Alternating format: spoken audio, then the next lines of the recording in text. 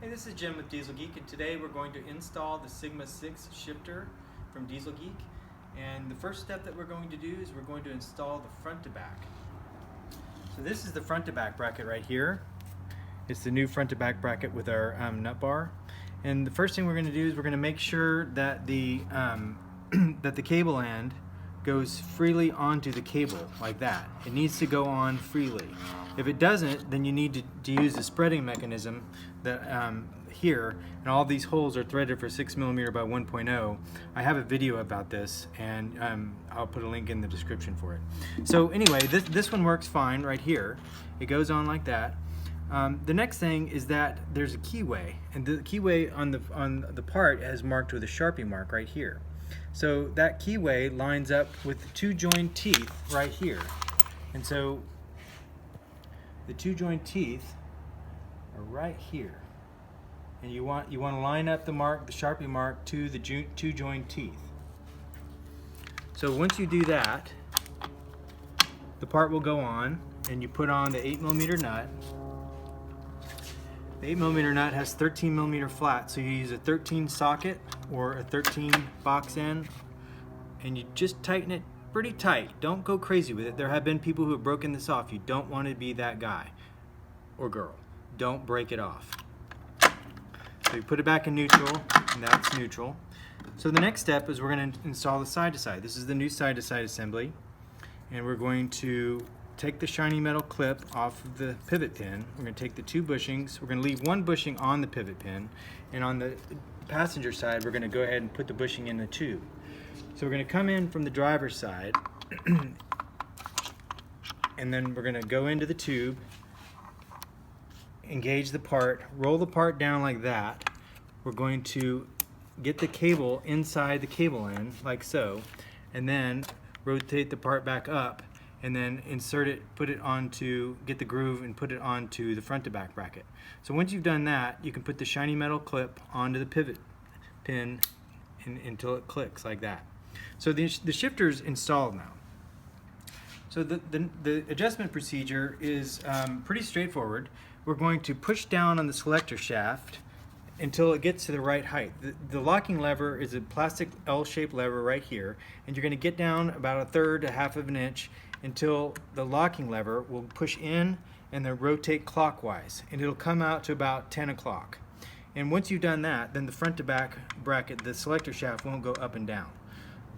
So the next step is we're going to go inside the car, and this is inside the car, and we're going to take the 5mm pin that we supply in the kit. I'm going to lift up the shift boot, and you're going to see two holes. These are both 5mm, this one and this one.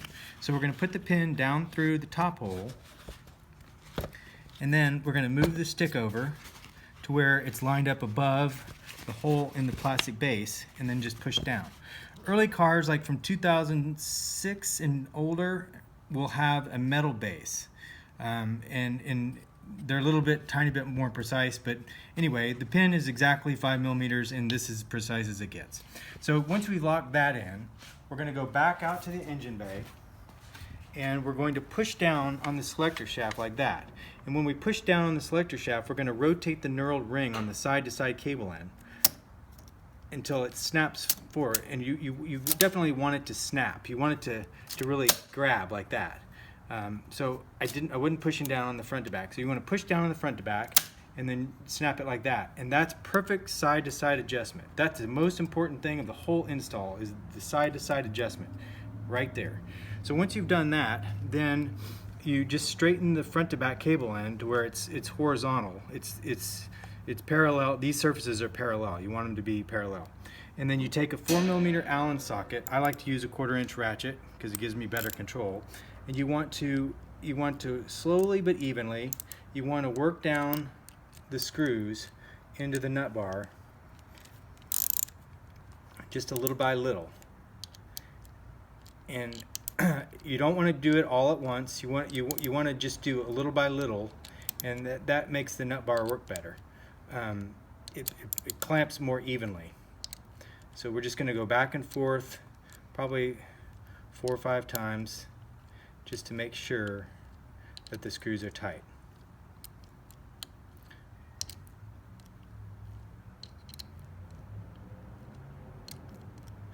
and just go back and forth. And when you get close, it'll be, you won't get much of a turn out of the ratchet, and then you'll know that you're about done. So you just go back and forth, and they're not really turning anymore, so we are done.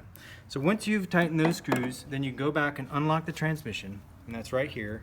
You just want to turn the locking lever like that into where it's basically parallel with the ground, and then the front to back will move a little bit. And take the nail, the vent pin from out of the cabin,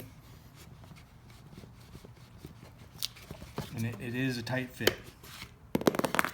And then what you want to do is you want to check for first and second gear being smooth. So when you push it over to the wall, it'll go down a certain height, and then you rotate into gear, and that's first gear, that's second gear, that's reverse. So first and second being smooth are what you're after. And if that's the case, then you're done with the install and you're ready to go out for a test drive.